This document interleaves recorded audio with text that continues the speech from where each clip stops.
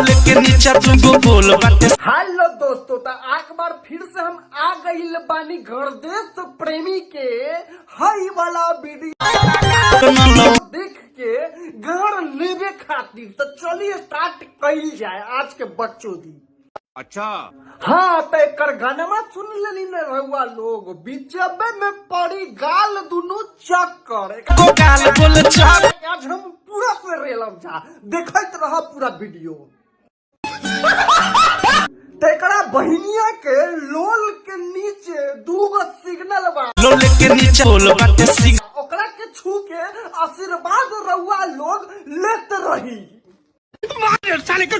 एकर साफ साफ कहे के बा कि एक बात बा कि एकर जीजा जाता लंदन तो कहता जीजा मारला हमरा बहनिया के दन दन।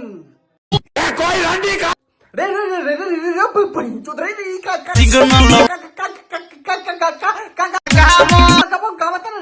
बंद कर तो बच्चों दी।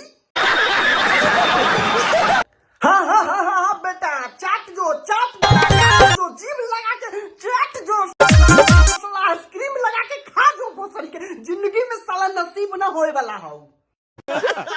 अब एकर कहे के मतलब बा साफ साफ कि पेटपुर में के राजा लेट के भौजी हमारा दन दन। वाह क्या सीन है। अब एकर अगला बोल बा कि ढोरीपुर से मिलते जाई हा, ढोरीपुर मिली न तन को जाम हो, जाम सीधा दन दन जगह पर।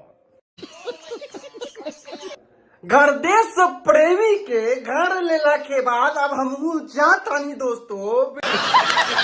दोस्तों वीडियो अच्छा लगल रहुआ लोगन के तो एक बार लाइक सब्सक्राइब और कमेंट के जरूर से बताए कि कैसन रहल वीडियो, और अपना अपना राय जरूर कमेंट में देब। हम चलत तानी।